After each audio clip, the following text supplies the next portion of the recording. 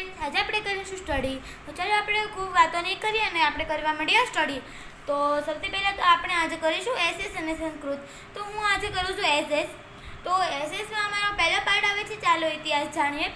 તો અમને તે સ્કૂલમાં તો નથી ભણાવ્યો, પણ હું અત્યારે આમાં જે કરાવેલું છે તેનું રિવિઝન કરી રહી છું. તો ચાલો આપણે તે કરીએ.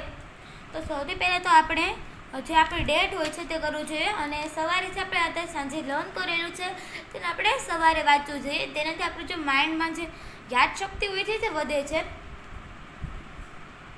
તો સૌથી પહેલાં તો આપણે ડેટ લખીશું. લખાઈ ગઈ ડેટ. આપણે ચેપ્ટર નંબર 1નો પહેલાં હેડિંગ મારીને હું તમને મળું. તો ગાઈઝ આપણે મારીશું ચેપ્ટર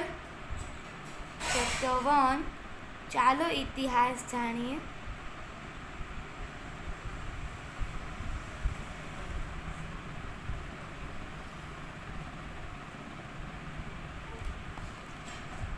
તો આપણે કરવાનું છે સ્વાધ્યાય. તો તેના સ્વાધ્યાયનું પણ આપણે હેડિંગ મારવું પડશે.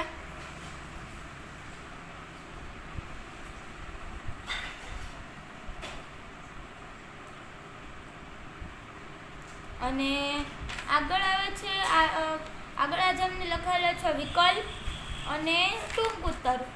તો આપણે આજે એ જ કરીશું. તો ચાલો હું તમને કરતી હોઉં તો હું વિડીયો બતાવીશ. તો ચાલો હું લખું છું અને તમે જોઈ શકો છો હું કેવી રીતે લખું છું. અને હું તમને લાસ્ટમાં મારા જે મેં લખેલું છે તમને એના હેન્ડ રાઇટિંગ બતાવીશ. તો જે મારો વિડીયો છે તે લાસ્ટ સુધી જોજો.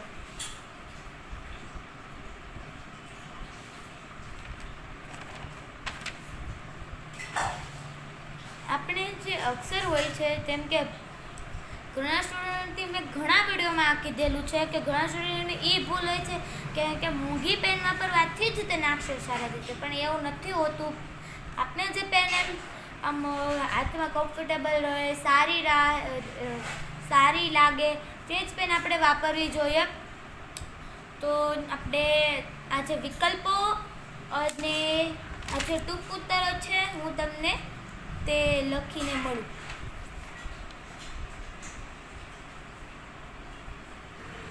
તો ગાઈઝ લખાઈ ગયું છે અને હવે હું તમને બતાવીશ કે મારા અક્ષર હેન્ડરાઇટિંગ કેવા છે, પણ હું અત્યારે નહીં બતાવું કેમ કે અત્યારે વિડીયોનો લાસ્ટ નથી.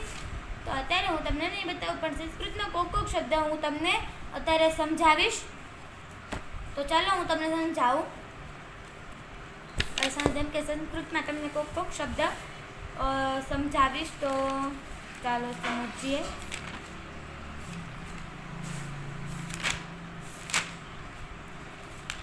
તો ખબર જ છે આપણે જે 6th હોય છે કોકો સ્કૂલને શરૂ થઈ ગયું છે. તો ચાલો આપણે ફટાફટ સમજીએ.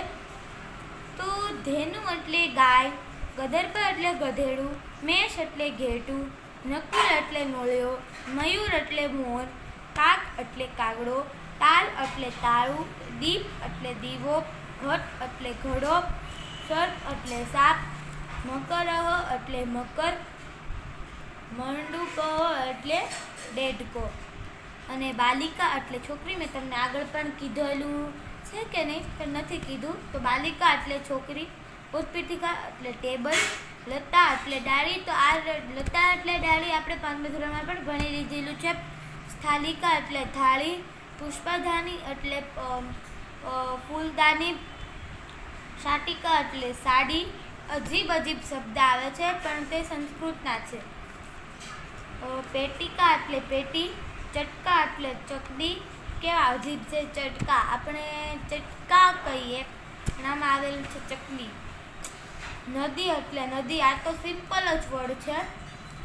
ચૂલી એટલે ચૂલો, ઘડી એટલે ઘડિયાળ, કુભ્યચિકા એટલે ચાવી. તો આ હતા સંસ્કૃતના 14 શબ્દ જે 6થા ધોરણમાં ચિત્રપદાની 1 અને 2માં આવે છે. તો તે આવે છે ચેપ્ટર 1 ચિત્રપદાની. તો ચાલો હું તમને સંસ્કૃતમાં પણ સમજાવું.